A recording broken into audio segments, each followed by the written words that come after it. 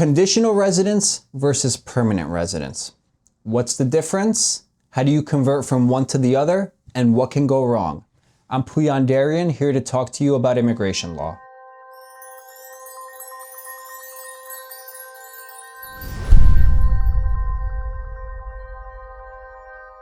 Who becomes a conditional resident? Well, first of all, a conditional resident is just referring to a green card that has an expiration date that's 2 years into the future, versus a 10-year green card, which has no conditions attached. Conditional residency is afforded when your marriage is less than 2 years old on the day that your green card is approved, or your child's green card is approved if that child's green card is based on your marriage that's less than 2 years old. So if your marriage is longer than 2 years old, if your marriage is 2 years and 1 day old on the date that your permanent residence is approved, you get a 10-year green card. You don't get any conditions attached to it.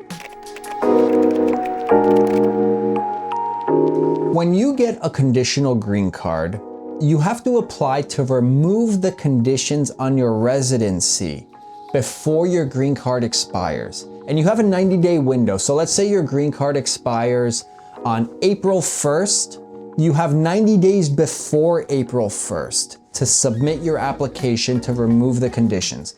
The form you would use to do that is I-751, Petition to Remove Conditions on Residency.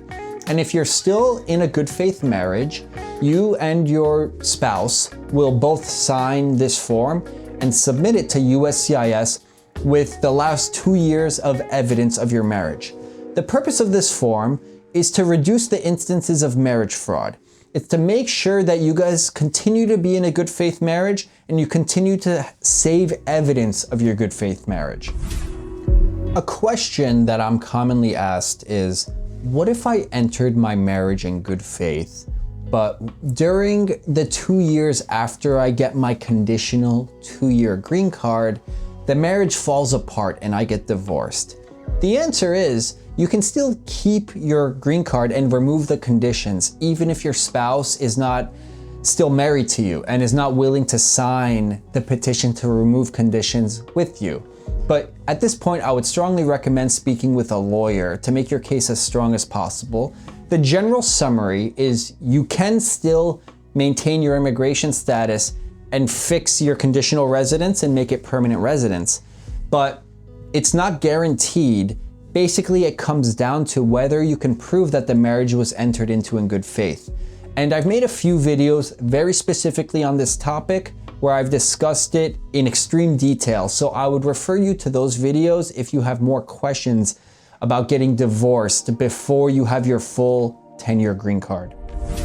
What are the differences in rights and privileges if you have a 2-year green card versus a 10-year green card? Actually, they're exactly the same. You can still travel with a 2-year conditional green card. You can still petition for family members.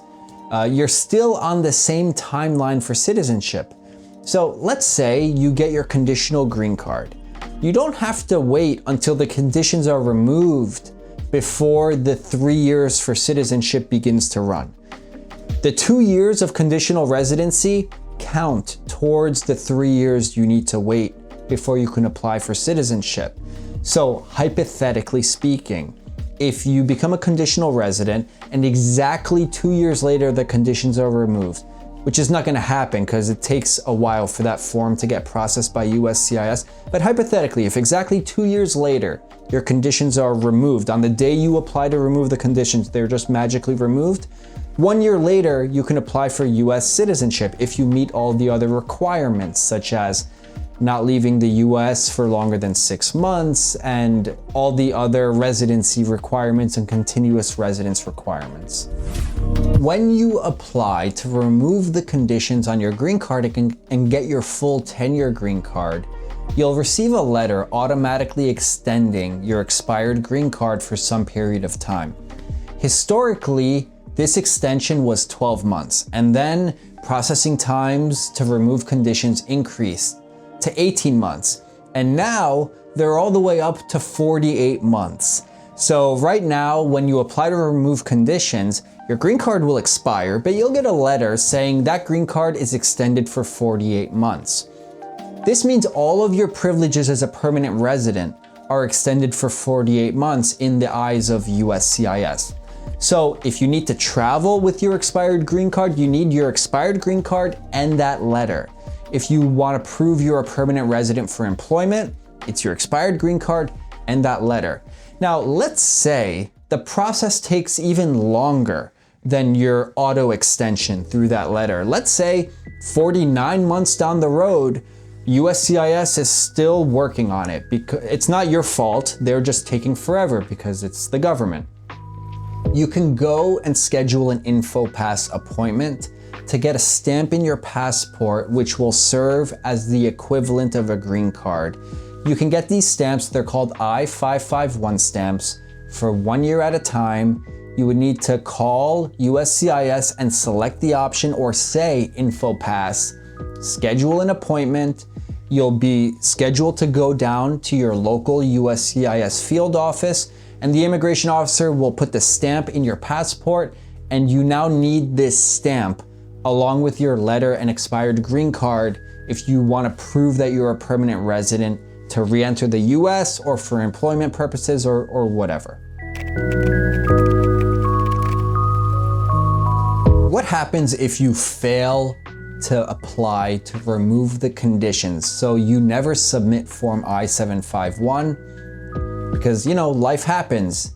You have a newborn, there's family emergencies, you just get really busy, which is probably not a great excuse, but, you know, stuff happens.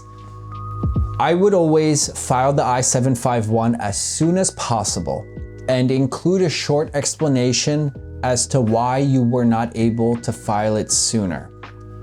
USCIS might eventually send you a notice to appear saying that your conditional residency expired and therefore you're no longer a resident and you're being placed into removal proceedings for that reason. But even if you file it a year late and you have an excuse, you can still file the Form I-751. I've even filed that form 3 years after someone's residency expired, and now they're a US citizen. It was never a major issue, but we did have to explain why we filed it late. So even if you're in removal proceedings, by the way, the remedy oftentimes is to file the I-751 with USCIS, show the judge that it was filed, and there can be a series of things that happen at that point. Either the judge can adjudicate it or USCIS can adjudicate the case if the immigration judge terminates your deportation proceedings. So late is better than never, for sure.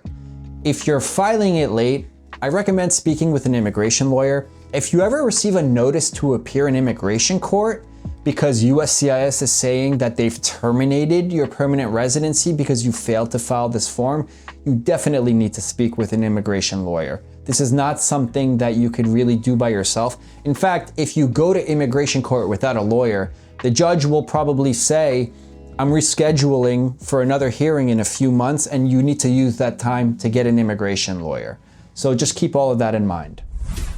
Although conditional residence requires that you apply to remove the conditions, once you get your 10-year green card, you're under no obligation to apply for US citizenship or apply for anything in the future. Every 10 years, you need to file one form to renew your green card. If you lose it or something, you have to apply sooner. But other than that, you just apply once every 10 years. And by the way, even if you don't apply 10 years later and your green card expires, you're still a permanent resident. You just can't prove it for employment purposes or travel purposes. I recommend applying to renew it a little bit early because the processing times to get a new green card in the mail are really long at the time that I'm filming this video. If you have any personal experiences that, talk about how long you've had to wait for your conditional residence to turn into a full 10-year permanent residence, or you have any questions, please put them in the comments below. I know a lot of people who watch these videos would get a lot of value out of your personal life experiences.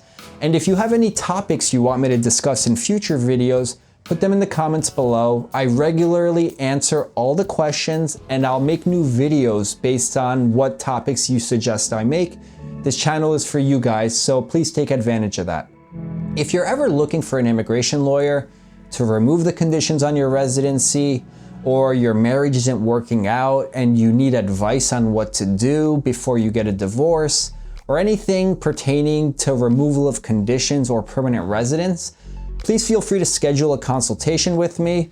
I'm accepting new clients and I can represent you in those types of cases.